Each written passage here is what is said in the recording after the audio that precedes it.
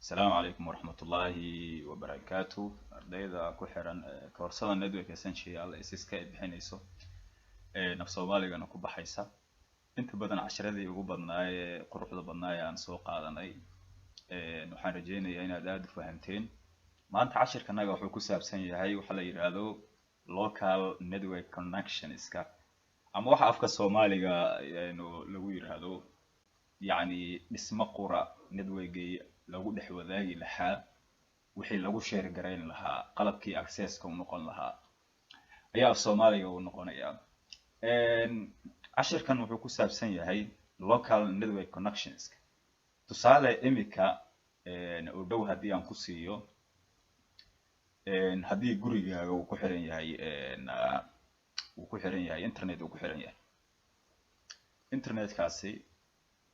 waxaad ku isticmaalaysaa computer baa ku isticmaalaysaa waxa la yiraahdo access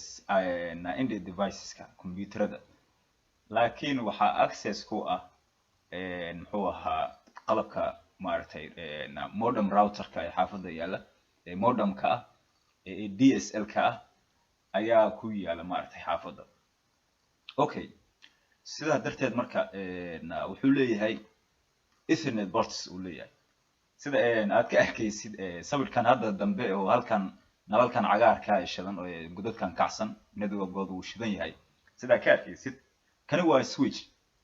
switch ports waa kuwan marka like that ethernet ports ama LAN ports waxa la yiraahdo ayaa la yiraahdaa way magacyo badan yihiin soo ma garan marka ethernet ports kan ama LAN ports kan uu si la mid ah uu leeyahay router-ka uu leeyahay tusaale imika hadii aan maartay aan maxaa la yiraahdaa sawir maartay maxaa la yiraahdaa hadii aan ka raadino bal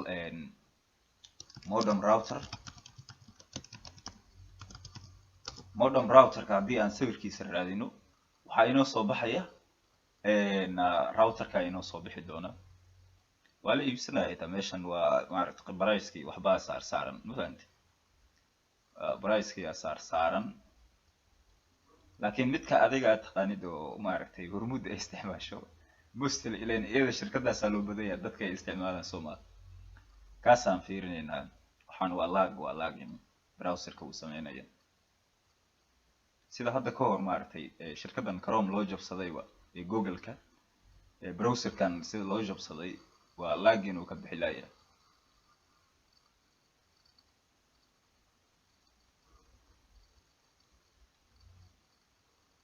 kan waa soo aragnay hora loo isticmaali jiray TP-Link-gan Somtel baa isticmaali jirtay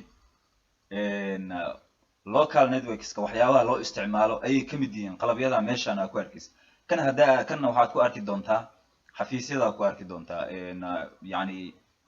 iyo jaamacadaha iyo waxaas ku arki doontaa midkan yani saddex antenna uu leeyahay waxa lagu talagalay antennadan as repeater ahaan baa loo isticmaalaya masaafada ay gain karta signalka waa ka soo waranay masaafada waxa lagu cabiraa waxa la yiraahdo NFC ama RFI number ayaa lagu cabiraa oo radio frequency identity ayaa lagu cabiraa waa soo aragnay marka kan waa TP-Link local networks-ka qalabka device-ka network loo isticmaalo ayuu kamid yahay oo modem router-ka ayuu kamid yahay sawirka dambe qaybtiisa dambe bal aynu isla aragno sawirka dhan baa rabaa inaan maaragtay maxaa la yiraahdaa sawirka dhan inaynu wada aragnaa rabnaa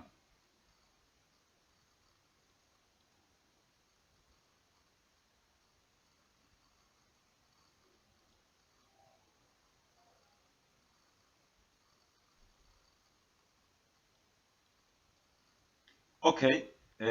sida ka arkaysid wuxuu leeyahay 1 iyo 2 iyo 3 iyo 4 ethernet LAN ports uu leeyahay kuwan iska daa kuwan waxa la yiraahdaa antennooyin baa la yiraahdaa kuwan waa antennas way antennooyinkii maxaa la yiraahdaa uu qaban lahaa teleefankaaga waa xabaaraha baalka maartay uu gudbin lahaa signalkan geedkan sidiisa DHCP server ahaan uu shaqeeyaa switch ahaan uu shaqeeyaa ma fahantay router ahaan uu shaqeeyaa waayo labo network ee kala madax banaan different subnet ayuu isku xirayaa waad arkaysaa qof dibadda jiro ayaad la xiriiraysaa maxaa keenayo isagaa keenaya router ahaan uu shaqeynayaa saddex shaqo qabanaya shaqada koowaad waxa waaye inuu router ahaan uu shaqeeyo ma fahantay inuu gudbiyo bucket inuu gudbiyo uu ku gudbiyo IP addresskaaga inuu ku gudbiyo isagoo isticmaali kara different subnet isagoo isticmaali kara okay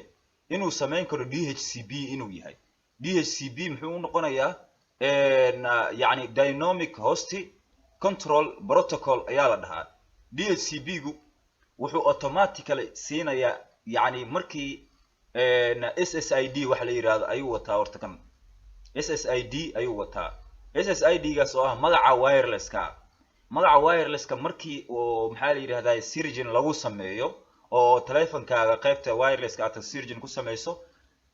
uu aqriyo teleefankaaga waxa maartay maxaa la yiraahdaa markaas protocol ku programsan NFC la yiraahdaa ma fahantay kaas oo uu la socdo RFID la socdo number baa la socdo numberkaas oo distance-ga masaafada wax ku cabiraya ee anteenada ee u jirto yani centimeterka ama distance-ga ama meterka anteenada markaas ee u jirto uu cabirayo soo sidaa darteed waxa fududeynaya marka waa kana marka anteenadii waa tana in badan aan ka soo waranay waa tana anteenooyinkan waa anteenooyin yar ee ku xiran yihiin kuwan guryaha yaala ay ku xiran yihiin ma fahantay marka wuu soo qabanaya teleefankaaga halkan tusaale teleefankaaga halkan buu yaalaa wuu soo qabanaya kolkuu soo qabto waxaad arkaysaa wireless-ka magaciisa uu soo baxayo waa ku dhufanaysaa markaad ku dhufato ee password-kii aad hesho aad geliso automatically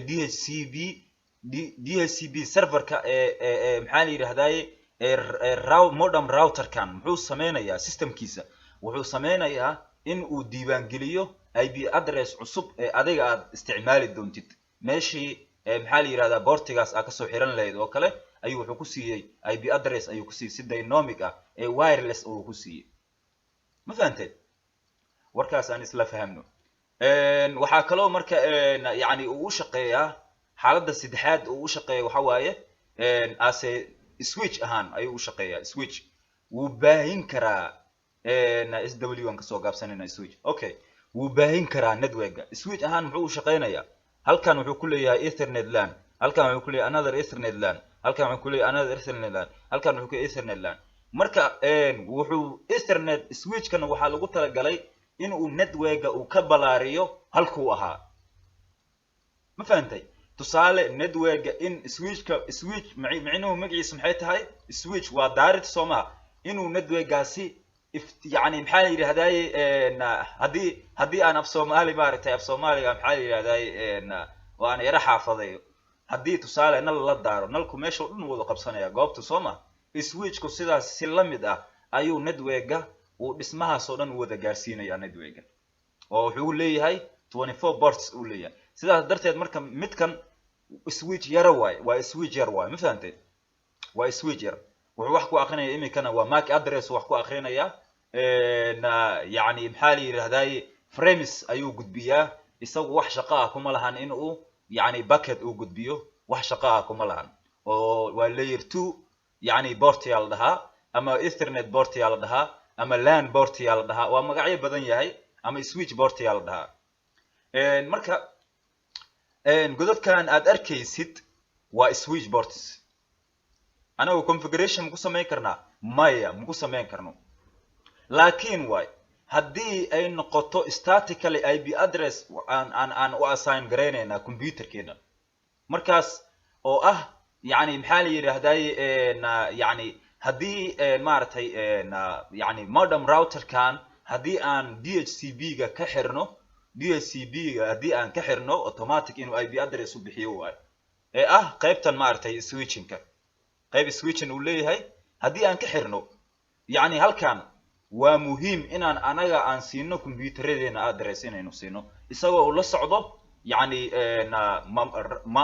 modem router-kii default gateway IP address-ki shirkadda ay lahayd isagoo la socdo micnuhu markaan ku leeyahay default gateway-ga shirkadda ay leedahay waa server-ka shirkadda ee maartay maxaa la yiraahdaa yani ama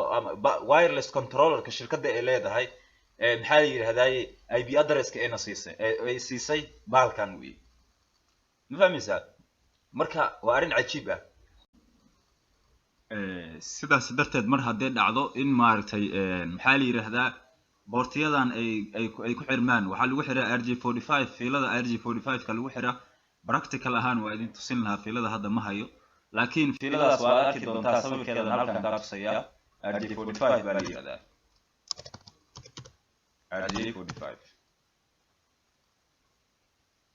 RJ45 cable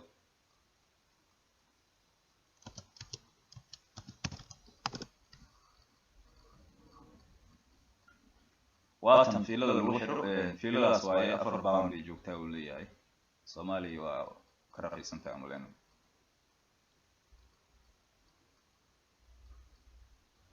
marka RJ45 kaas waaye waxa baahinayo maartay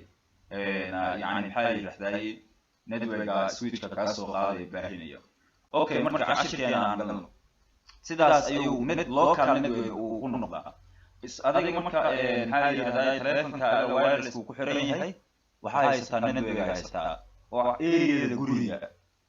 ayuu gaarayaa signalka meesha doonta ka tagaysaa markaas aad isticmaalaysaa kaas ayaa waxa la yiraahdaa local networks ayaa la yiraahdaa marka bal cashirka ayaan gudo galno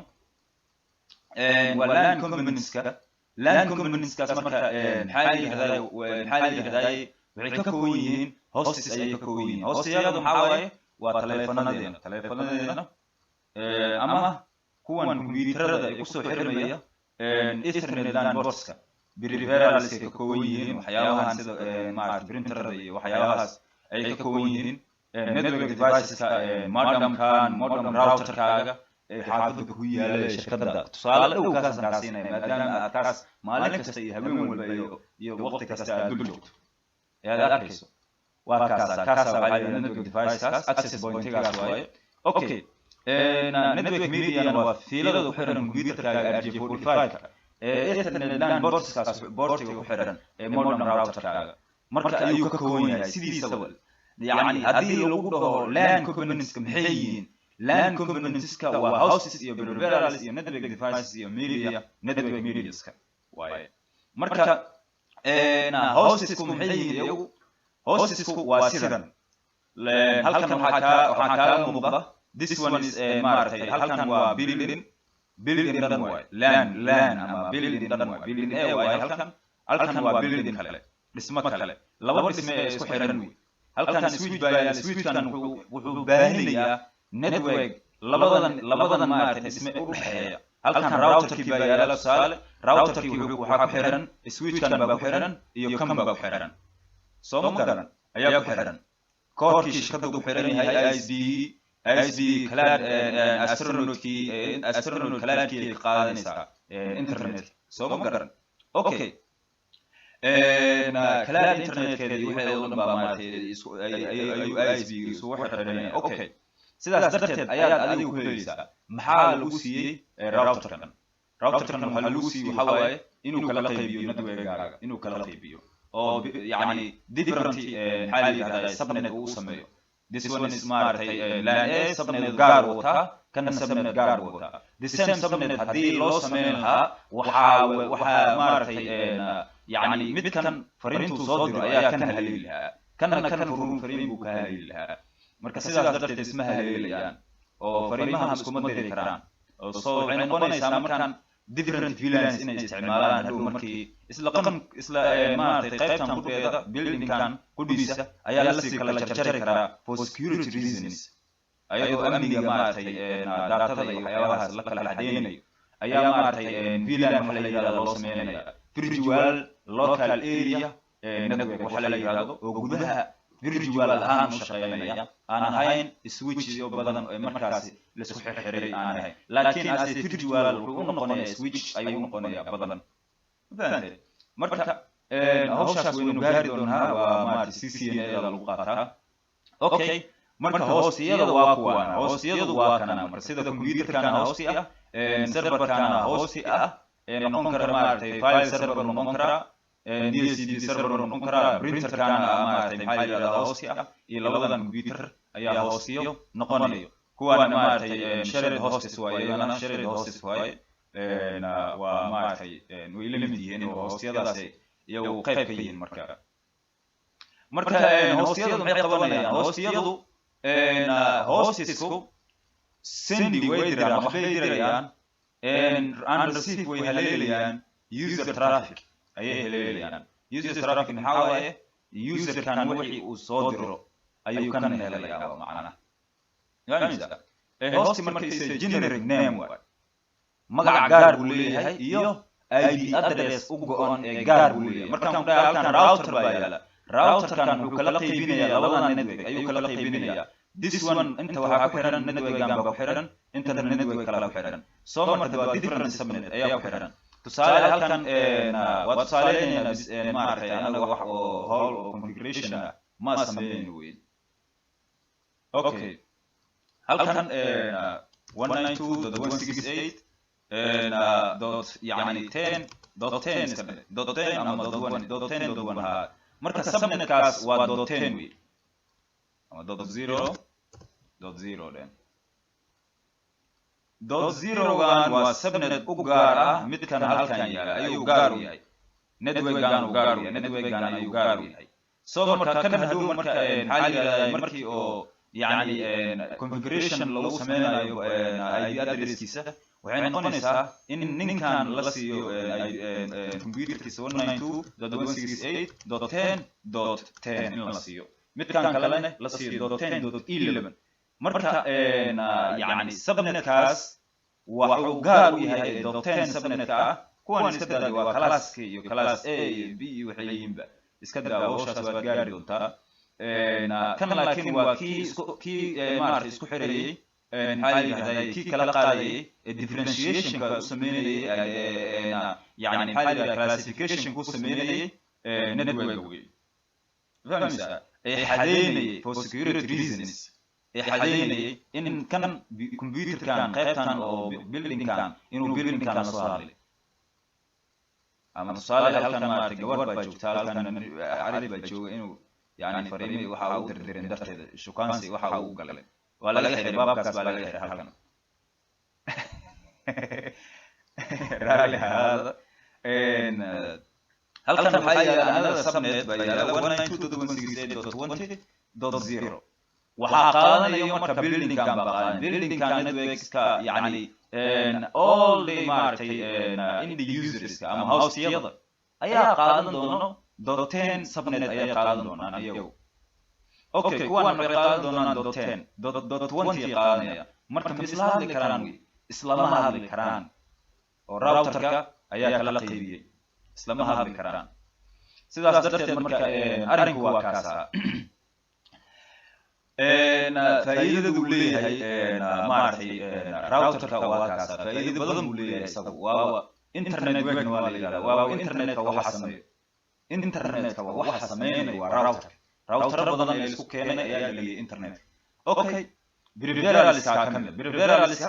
ama shared hosteska ama shared hostes waynu dhihi karnaa shared peripheralska waxa kamid CCTV cameraska kamid oo scannerska kamid oo local networkska iyagu waxay ku xiran yihiin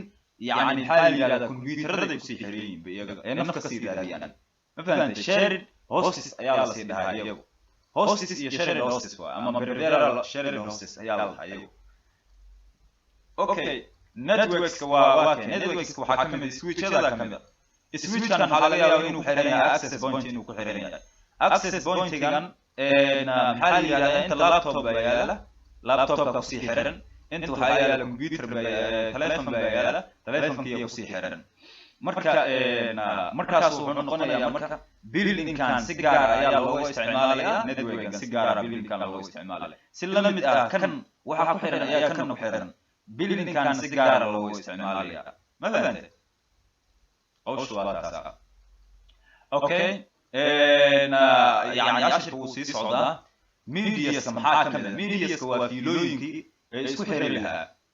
mediaska marka network mediaska providers waxay bixiyaan connections ayay bixiyaan between inta u dhaxaysa hosteska iyo waxay u dhaxeeyaan network deviceska meeshan hadda waa kan waa network devices kuwan waa hostiyadii mukaad qalinka bedelaya kuwan waa hostiyadii maxaa la yidhahdaa intana sidoo kale hostiyadii baad ku aragtaa kan waa hosti kana waa sidoo kale maaragtay shared hosteski kale ama peripheral systemskii waaye okay okay fiilooyinkii marka waa kuwana waxay noqon doonaan fiilooyinkii network mediaska kuwan waayo haddii aan la helin fiilooyinkan oo meeshaan wax fiilahan ka muuqanin miyuu shaqayn karaa networka xitaa iska daaya labada switch baan yani bilaa network wada xiriiri karin oo la iskugu xiri karin ma fahantay si networkaaga loo baahiyo waxyaabaha qaybta ka ah waa network medias fiilooyinka qaybka ah marka network mediaskaas maxay noqon karaan so network mediaskaas waxay noqon karaan marka yani waxay noqon karaan copper wireska ayay noqon karaan UTB-ga garanaysaa unshielded twisted maxaa la yidhahdaa cableska waxaa la yidhahdaa RJ45ka iyo maxaa la yidhahdaa fiilooyinkan kale ee dhowrka magac leh ayay noqon karaan fiber optic ayuu noqon karaa oo single mode iyo multi mode la yiraahdo ayuu noqon karaa marka multi mode-ka iyo single mode isku mid maaha fiilooyinkaas waad baran doontaa laakiin hawshaas hadda maaha oo si gaar baa loo bartaa oo cablinka si gaar baa loo bartaa koorsadan waay fiber optic gaar waa isagu oo fiilooyinkiisa waa gaar ma la mid ahan kuwan kale ee imika la isticmaalay isaga ugu habboon xawaaraha sare waxa loo isticmaalo iyo wireless technologieska oo ah access point-yada oo maartay maxaa la yiraahdaa oo lagu xiray switch-yadan lagu xiray inta another access point yaala access point-gan marka waxa waaye wireless ayuu siinayaa device-yada kale sida computerka laptopka iyo sida telefonkaaga smartphoneska iyo waxyaabahaas uu siinayaa marka network buu siinayaa marka kaas ayaa la yiraahdaa local networks hadda kadib yaani ku dhibin local networkska waa kuwaas baa la yiraahdaa local networkska marka maxay sameynayaan marka iyagu waxay sameynayaan marka iyagu baa wada xiriiraya yani the same building ayay wada xiriirayaan marka waa ka gudbaya waan fahamnaan maleynaya okay in the device addressing ayaa loo isticmaalaya in the device addressing ayaa jira in the device addressing maxaa loo isticmaalayaa waxaa loo isticmaalayaa to physically connect يعني حالي هذا network in physical network لو حرو فيلada ويعني in the user must have يعني wuxuu baahan yahay inuu haysto waxa la yiraahdo NIC card inuu haysto interface card inuu haysto NIC laga soo gaabiyay NIC card marka waa a piece of hardware kaasoo yani uu ogolaanayo yani aaladani ee computerkaaga uu ogolaanayo inuu ku xiro fiilooyinkaaga inuu xiro network inuu xiro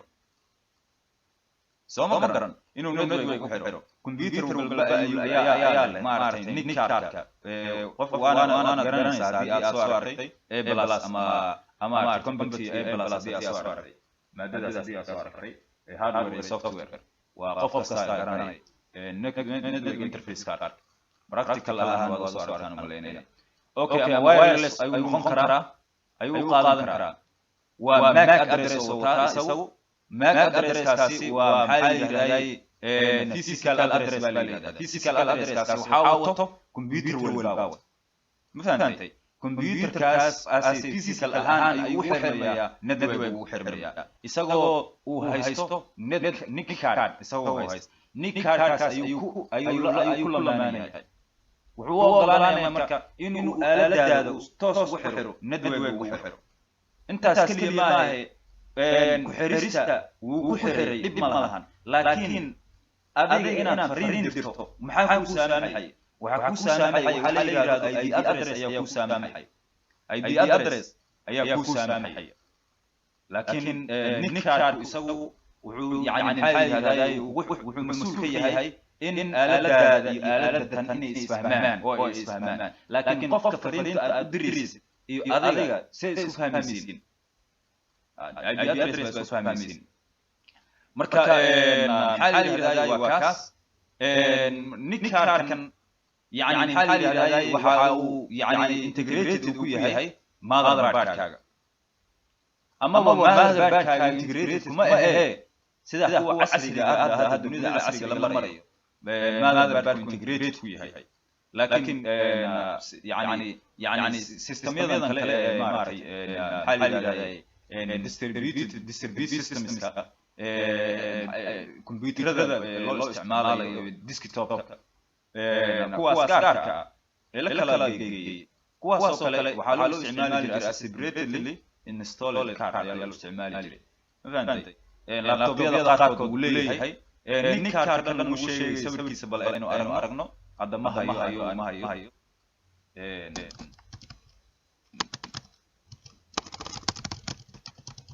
nick card kan aynu aragno laptopyada way leeyihiin waa kana laptopyada way leeyihiin waadan ku arkaysaa soo marka boortiyadan aad arkayso Ethernet boortiska nick cards ayay leeyihiin ma fahamtay nick cards ayaa ah kuwa maartay isku fahmi doonaan maartay labada qalab xirmay wireless isagoo ah leeyahay waa kana computerkaaga hadii wireless na qabsanaynin meesha aad ka heli karto waa kana kan baad iibsanaysaa kan baad ku install garaynaysaa boortiyada mid internet boortiskaaga jabo ama cilad ku imaado ama gudaha godadkaasi inay jabaan cilad ku imaado godadka fiilooyinka yani fadhiga inuu jabo haday cilad ku imaado waa soo iibsanaysaa waa ku xiraysaa marka kuwaas waxaa la yiraahdaa nick card in addition to marka intaas waxaa configuration of operating system is required configuration of operating system ayaa muhiim ah oo aaladan sideeda waa OS way operating system ayay wadataa operating system kaas yani laba midkood noqonaya CLI waa loo isticmaali karaa GUI waa loo isticmaali karaa oo laba baa loo configuraynaya ama in loo configurayo GUI shaashad in laga xiyo IP addresska browser in la geliyo dabeetana browserkii routerkii ama modern routerkii in sidaas maartay as remotely in maartay sidaas loo configurayo fahmaysaa as maartay CLI ahaana in loo configurayo computerkaaga in la siiyo IP address in la siiyo marka network connect lagu xiro internet lagu xiro and use isticmaalaan internet isticmaalaan to exchange in isticmaalaan information akhbaar in isticmaalaan in the user marka wireless wuxuu haleeyaa an internet waxa muhiim ah inuu haleelo internet protocol ama IP address internet protocol waa kii sababta u noqon lahaa fariintaada in la gudbiyo loo gudbiyo network kale okay cid kale in la gudbiyo marka wuxuu ka kooban yahay IP address wuxuu ka kooban yahay marka waa muhiim in la helo IP wuxuu ka kooban yahay IP address wuxuu ka kooban yahay subnet mask ayuu ka kooban yahay iyo default gateway ayuu ka kooban yahay marka maxay kala yihiin IP address iyo subnet mask default gateway IP address wuxuu cadeynayaa yani host numberkaaga numberka kaga jirtid internet ayuu cadeeyaa network numberka kaga jirtid sorry internet aad IP address isaga internetka soo ma garan laakiin qalabka network xagee baad boortiga ka haysataa IP address cadeynaya IP address ku kooban yahay yani dhowr qaybood ayuu ku kooban yahay bal aynu aragno 192.168 .10.10 qaybtan waa class isku xiran 192.168 isku xiran tahay qaybtan ayaa subnet la yiraahdaa saddex qayb ka kooban tahay this one is a subnet kan waxa la yiraahdaa marka waa IP address host numberka hostigiisa waa kan macnaha 10 kan inuu maxay tahay wuxuu ku jiraa boortiga tobanaad switchka ayuu ku jiraa aku wareerayna boortiga tobanaad switchka ayuu ku jiraa okay subnet mask maxaa loo isticmaalaa waa inagoo arkayna ma kala harayaan haddii aan ku dhaho 192.168.10.10 waa in la helo subnet mask 255.255.255 in la helo 255.255.255.0 isagoo ku beesayay marka class markaas uu yahay IP addresskaaga classka waa inuu class A iyo B iyo C iyo D waxaan filayaa inaad cashirka la socotaan marka classeska ayuu ku base garaysan yahay classeska waxaa ku base garaysan yani maxaa la yiraahdaa inay qaybtan ay isbedesho classeska ayaa sabab u ah subnetka ayaa isbedelaya hadana soo ma garan laakiin kan yani as statically ahaan waxa bedelaya routerkaaga ayaa hawshaas iskale laakiin midkan ugu dambeeya ee la yiraahdo yani host number laha waa adiga boortiga aad kaga xiran tahay network-ga meesha adiga ka degan tahay way fahmaysa marka isagan maxaa la yiraahdaa wuxuu ku noqon doonaa mid aan maartay adiga aad maxaa la yiraahdaa uu ku sii adiga aad is siin doontid adiga is siin doono marka sidaas ay iskugu xirxiran yihiin waxa kale oo la socdo waxa la yiraahdaa default gateway ayaa la socda default gateway-gan waa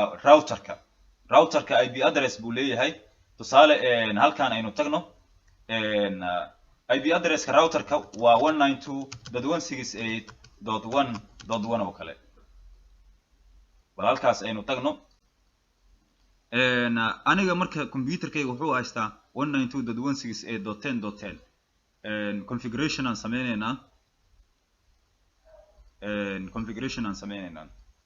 waxaan tagaynaa si aad yani computerkaaga IP address u siiso waa inaad tagto network sharing centerka inaad tagto settingkaan tagaynaa horta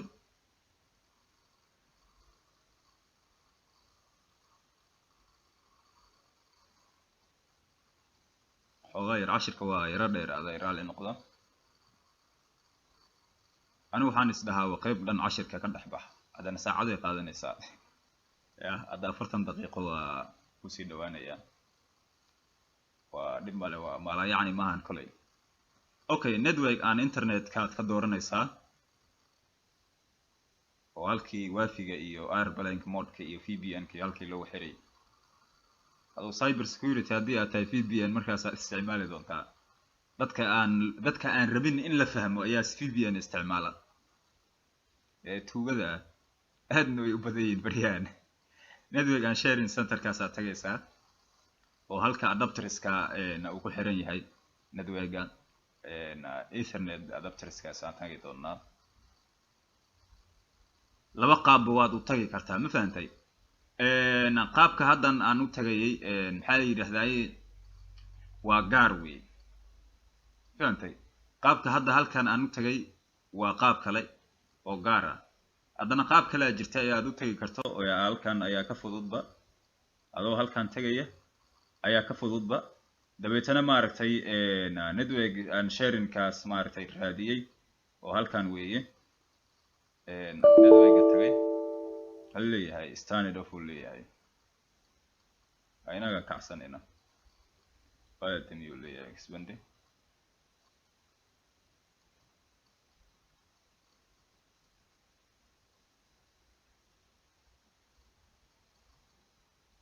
okay standard of leeyahay taan oo ku sameynaya ay laga xiro leeyahay halkan nawaaran yes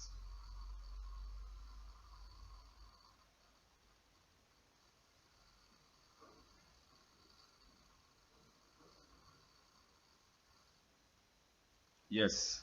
anigu hadda waxaan isticmaalayaa home gateway-gaas isticmaalaya ma fahantay wax oo igu xiran ma jirto oo yani maxaa la yiraahdaa yani wax ku xiran oo kiya ma jirto fiila laakiin fiilo ayaan ku xirayaa fiilada RJ45 ayaan ku xirayaa kani waa MAC addresska aan ku sheegayay maxaa la yiraahdaa routerka default routerka IP default gateway-giisana waa kana amisa default gateway-gana waa kana marka fiilan hadda ku xirayaa fiilan soo qabanaya waa arki doonaa marka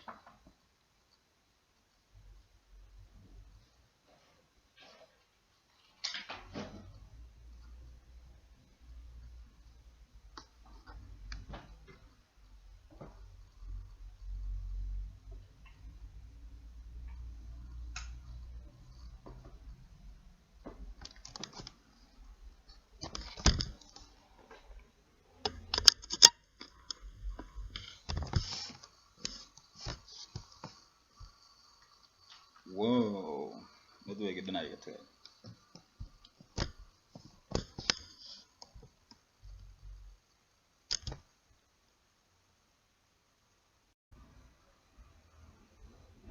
marka halkan baa hadda imaanay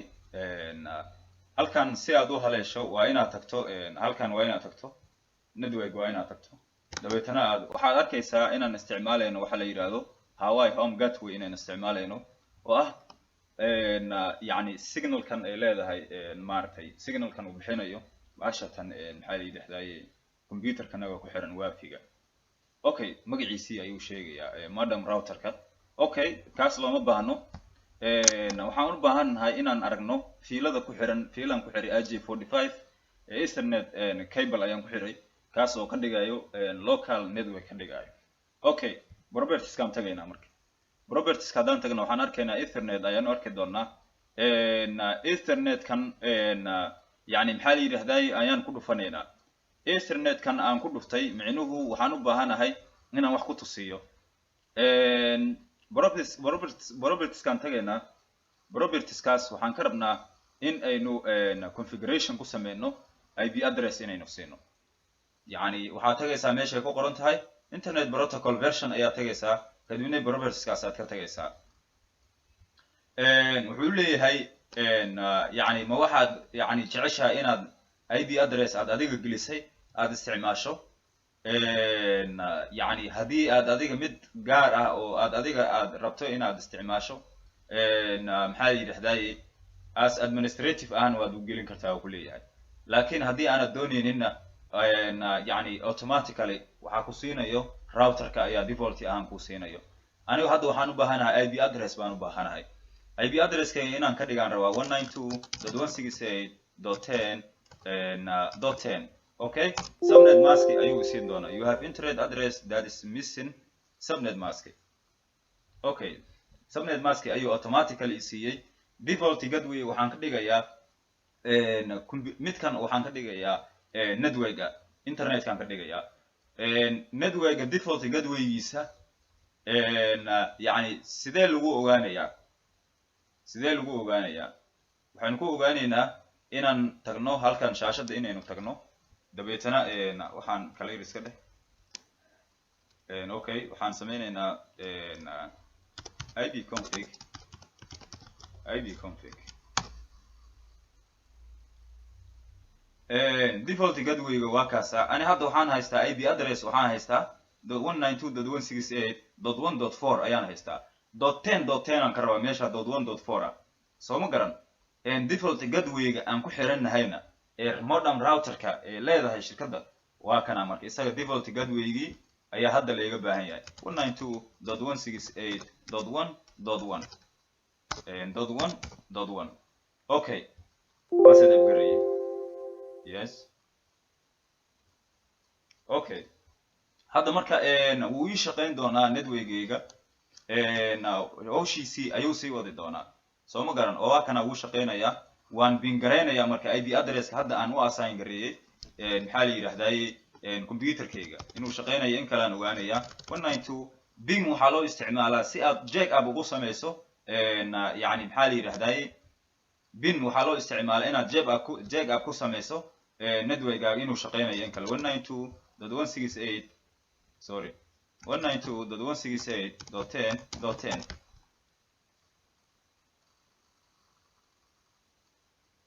yes wuu shaqeynayaa ha waa kana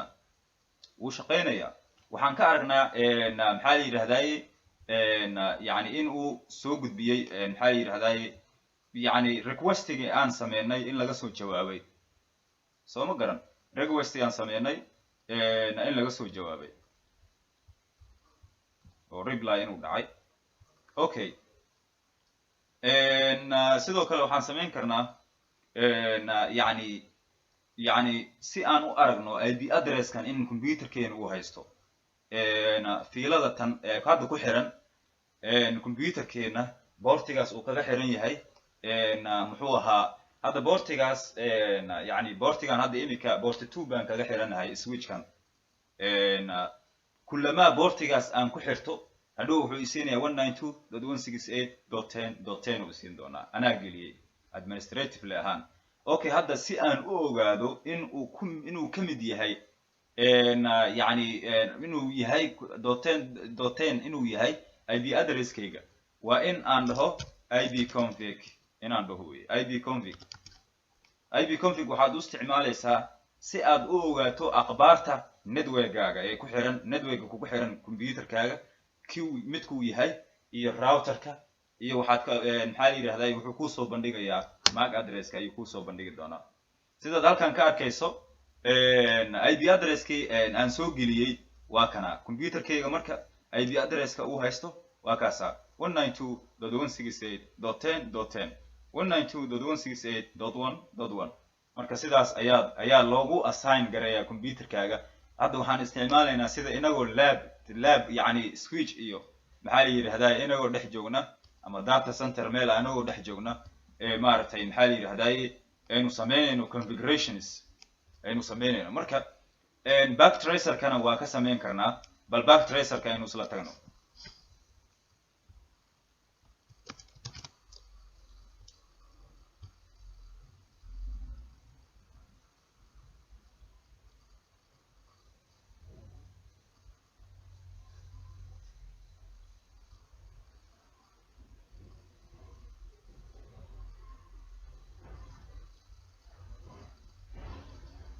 tusiyo calaamadan oo okay yarkaadi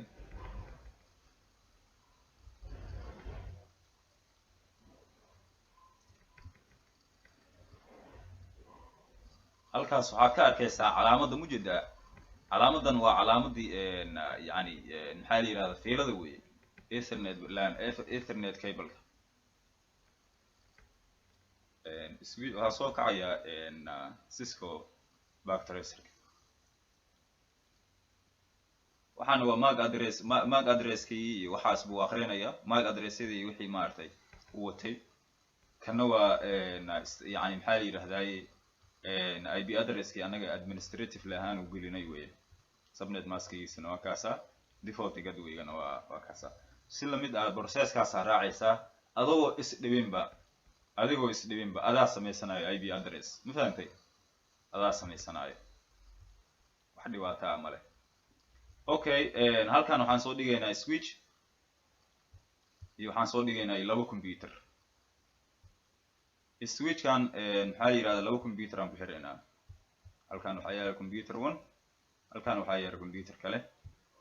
okay waxaan marka maxaa loo baahan yahay si loo helo local network kana hadda waa local network weeye local networkan si loo helo waxaan u baahannahay yani maxaa la yidhahdaay si uu shaqeeyo waxaan u baahannahay computers waxaan u baahannahay switches iyo waxaan u baahannahay mediumskaas mediumka waa fiilooyinkaan u baahannahay kana hadda fiiladan waxaa waaye ethernet cable waaye dana waa ethernet cable okay marka labadan computer waxaan siinaynaa ip address aan siinaynaa marka ma fahantay ip address aan siinaynaa ip address la-aan fariin iskuma diri karaan kaba soo qaad inuu networka ku xiran yahay inuu internet ku xiran yahay laakiin labadan computer ay ku xiran yihiin switchkan oo la baahinayo internetkii la baahinayo ee localka ahaa marka labadan computer inay fariin isku diraan aan rabaa the same subnet aan siinaya iyo ip addressyadooda okay halkaasaad tagaysaa markaad ku dhufato pcgaad aad dul tagaysaa pcgaad ku dhufanaysaa desktopkaad ka tagaysaa sorry pcgaad ku dhufanaysaa kadibna waxaad tagaysaa desktop meeshay ku qoran tahay halkaas desktopkay ku qoran tahay tagaysaa dabeetana ip configuration aad ku dhufanaysaa ma static baa rabtaa oo ku leeyahay ama waxaa rabtaa yani dhcp anigu dhcp markii uu ku siinayo waa markii uu ku xiran yahay yani server dhcp server markuu ku xiran yahay wey hadda laakiin anigu ma rabna hawshaas ma galeeno statical ahaanaan u baahana leedahay 192.168.10.10 okay waa assign gareeyey midkan kalena si lamid ah sidaasi bal adiga isku day inaad samayso desktopkan tagaysaa ip configuration baa tagaysaa halkaas baa tagaysaa static aad ka dooranaysaa 192.168.11.10 ma siin kartid kan waa .11 wey haddii aan .10 dhaho waxaa dhacayo overlap baa dhacayo wuu soo celinayaa وديدaya horey baa loo sameeyo leeyahay mujeda this address is already used hore loo isticmaalo leeyahay mid cusub sameeyo marka maxaa la yiraahdaa kuwan isku mid waa loo subnet kan this one is a subnet si isku mid ah loo isticmaali karaa subnetka markay imaado 192.168.10 ka si isku mid ah u isticmaali karnaa sababtoo ah hal network aan hay halkaas network waa hal dhismo soo ma garanin laba dhismo xitaa hal network way isticmaali karaan waxay ku xiran tahay hadba IP address-ka uu si markaas default gateway-ga oo markaas maxaa la yiraahdaa subnet default gateway-ga oo waxay ku xiran tahay ama default gateway-ga ama subnet-ka IP router-ka uu siiyo soo ma garan IP route waa la yiraahdaa IP router baa la yiraahdaa ama uu siiyo kaas okay .10.11 baan siinayna wana yani subnet maskeen waa 255.255.255.0 marka hadda labadan computer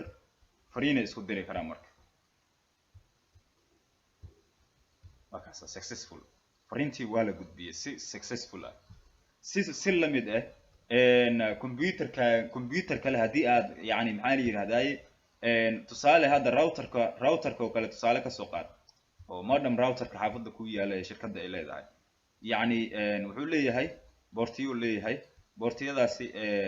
yani maxaa la yiraahdaa saasay isugu taxan yihiin marka boortiyadaani markii aad ku xirto fiilada computerkaaga aad ku xirto computerkaaga wuxuu u baahan yahay configuration u baahan yahay IP address u baahan yahay computerkaaga wuxuu u baahan yahay IP address u baahan yahay computerkan kale ee halkan yaala aarta marka fariin inaad u dirto fahamtay computerkan inaad fariin u dirto ayaad u baahan tahay oo ku xiran boortigaas IP address u baahan yihiin si la mid ah marka IP address siinaysa kan IP address siinaysa hadhow marka sidaas si la mid ah ayay fariinta successful u noqonaysaa marka ashirkeena maanta halkan ayuu ku egyahay waxaan rajeynayaa in aad iyo aad maartay aad u fahanteen inta aynu waana dheeray ashirka raali ahaada inta aynu maalinta xigtay iyo ashirkeena nagu xigi doonaan ka qaadan doono waxaan idinku dhaafayaa ismaqal dambe oo xiiso leh module-kan qaybtiisii ugu dambeeyay ayaan ashirkanaga nagu xiga uu noqon doonaa module cusub ayaynu gali doonaa koorsadu way dheer tahay koorsadan network essential aad bay u dheer tahay ilaa waxa soo galayo yani initial switch configuration switching technology-ga ayaa qayb oo maartay initial basic ah laga qaadan doona CCNA-da yani laakiin wax maartay switching technology oo dhameystiran ma aha sida spanning tree iyo VLAN ma baran doontid iyo ether channel iyo portigaas waxaas ma baran doontid marka laakiin initial configuration baad baran doontaa switcheska sida yani security-ga sida maartay password-da lagu sameeyo username-yada sida loo sameeyo saacadda iyo taariikhda sida loo bedelo waxyaabahaas ayaynu ku baran doonaa yani ashirkeena maanta halkan ayuu ku egyahay ashiradan ilaa koorsadu ay ka dhamaanaysana si af Soomaali ah ayaan kugu diyaariyay waana koorsadii ugu horeysay ee network essential ee af Soomaali lagu diyaariyay ee aan halkan ku soo geliyo iyadoo si qurux badan loo duubay marka inta aynu maartay maalinteena xigta aynu ka kulmi doono السلام عليكم بان idin leeyahay